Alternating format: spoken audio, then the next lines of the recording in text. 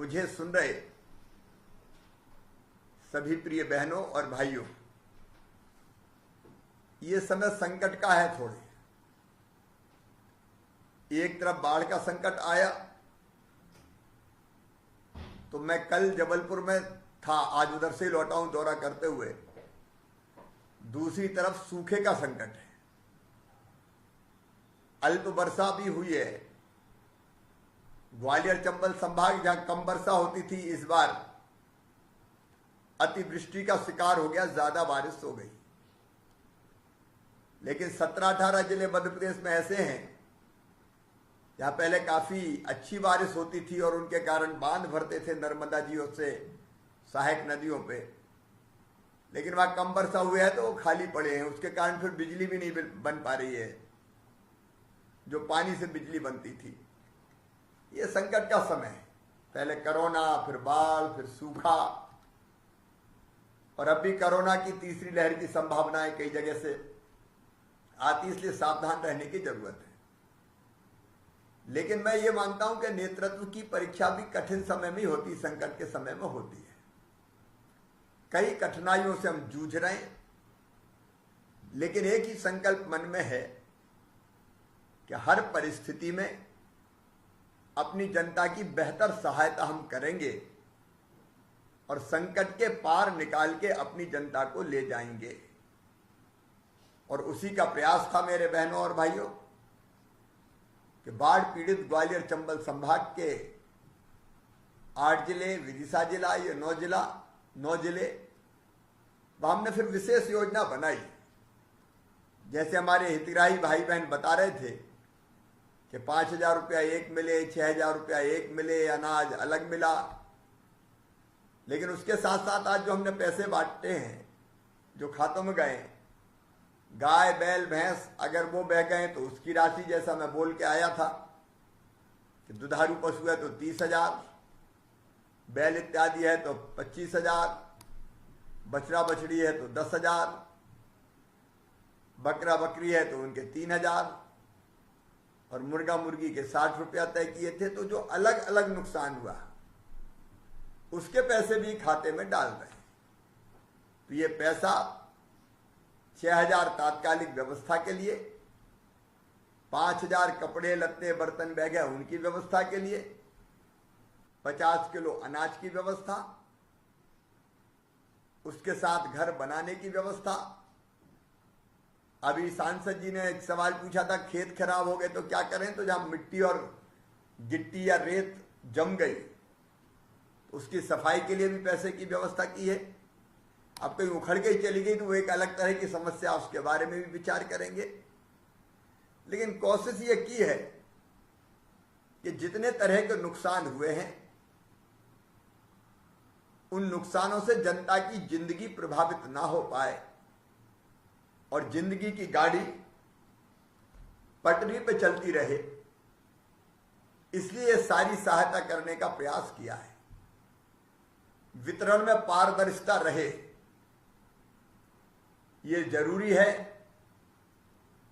और इसलिए हमने ये तय किया था कि जितने भी बाढ़ पीड़ितों की सूची है जिनको हम राहत दे रहे हैं, वो सूची पंचायत भवन पे चस्पा हो जाना चाहिए। ये अलग अलग कई देने का काम होता है तो कई बार उसमें भ्रष्टाचार की शिकायतें आती हैं। हालांकि ये पैसा सीधे खाते में डाल रहे हैं, इसलिए वैसे कोई पैसा ले ही नहीं सकता। ये पहले चेक बंटते थे, उसके पहले कैश बंटते थे, तो चेक और कैश में तो गड़बड़ हो सकती। चेक धर लिया कि इतने लाओ तो चेक देंगे, नहीं तो दे ही नहीं रहे चेक। इस तरह की शिकायतें मिलती थी। इसलिए यह तय किया कि पारदर्शिता के साथ, मतलब कोई एक नया पैसा नहीं खा पाए और पूरा पैसा खाते में जाए। इसलिए ये पैसा खाते में डालने की व्यवस्था की है। अब आपके पैसे को कोई दूसरा हाथ नहीं लगा सकता। 5,000 डाले हो चाहे 6,000 डाले हो, और चाहे 95,000 डाले हो मकान बनाने के लिए या 1 लाख डाले हो, अब इस पैसे के सीधे मालिक आप हैं। लेकिन लोकतंत्र में संदेह की गुंजाइश नहीं रहनी चाहिए। और इसलिए मैंने बार बार कहा कि कोई अगर आपत्ति व्यक्त करता है, आवेदन देता है कि मेरा नाम छूट गया, तो फिर से जांच करके, पड़ताल करके, और अगर वो पात्र है तो उसका नाम जोड़ना चाहिए।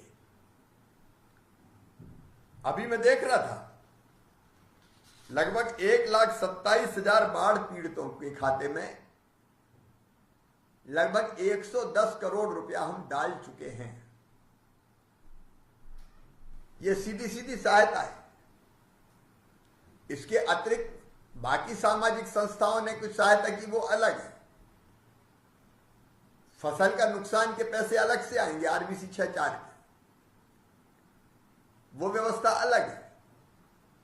लेकिन कोशिश ये की कि संकट के समय अपनी जनता को कोई परेशानी ना हो, इसलिए हम बेहतर व्यवस्था करने की कोशिश करें।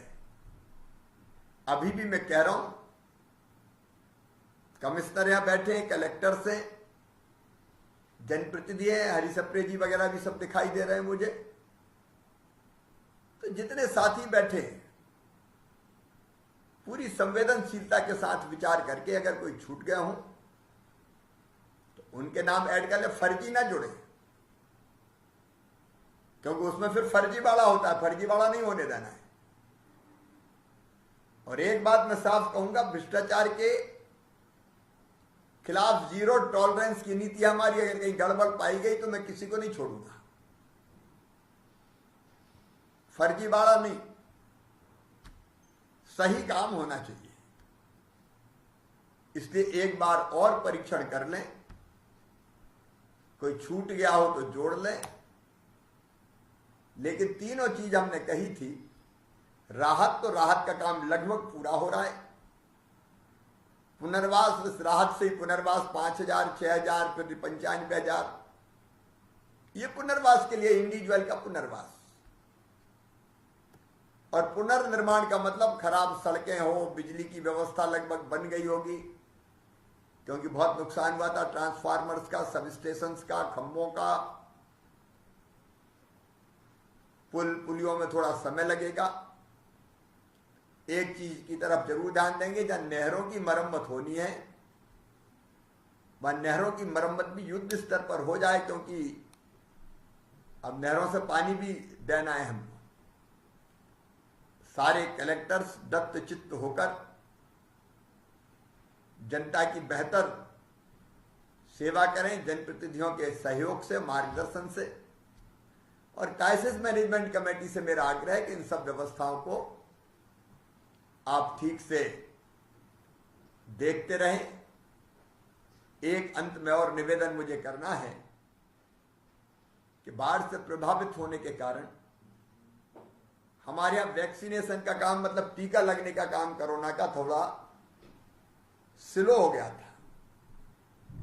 अब हम बाढ़ के खतरे से उबर चुके हैं, इसलिए जिन्हें वैक्सीन नहीं लगवाई वो वैक्सीन जरूर लगवा लें। हमारे प्रदेश में धीरे धीरे फिर केस बढ़ रहे हैं। हम दिनों रात कोशिश कर रहे हैं तीसरी लहर रोकने की, लेकिन उसमें आपका सहयोग और सावधानी दोनों जरूरी है। और पहली चीज टीकाकरण। ग्वालियर चंबल संभाग में थोड़े से पिछड़ गए हम, तो अब पूरी ताकत के साथ फिर टीकाकरण का अभियान क्राइसिस मैनेजमेंट कमेटी के साथ मिलकर करने की जरूरत है, ताकि हम तीसरी लहर के दुष्प्रभाव को रोक सकें। या तो कोरोना हो ही ना, और हो तो उसका इफेक्ट इतना कम हो कि शरीर पे कोई असर ही ना पड़े।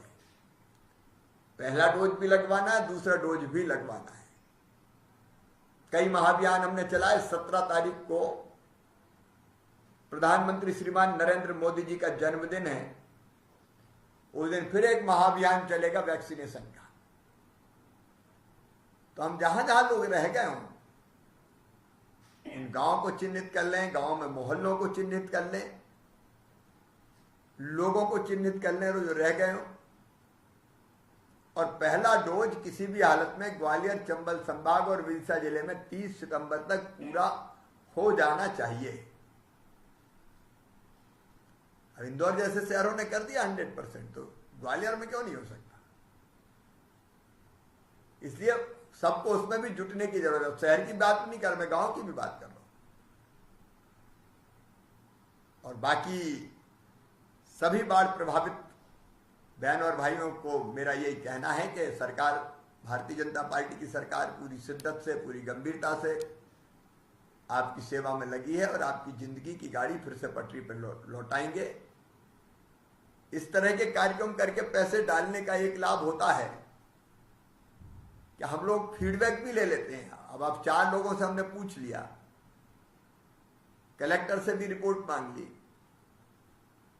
तो जब देखरेख ज्यादा होती है तो काम थोड़ा बेहतर होता है। और नहीं तो जब बाढ़ आई तो दौरा करे आए, बाद में भूल गए, तो उसके कारण बाद में फिर ढिलाई आ जाती। तो हम तो ये चाहते हैं कि ढिलाई ना पाए जब तक काम पूरा ना हो, और सब लोग इस काम को पूरी मुस्तैदी से जुट के पूरा करें। आप सबको बहुत बहुत धन्यवाद। नमस्कार सर, आपका बहुत बहुत आभार सर।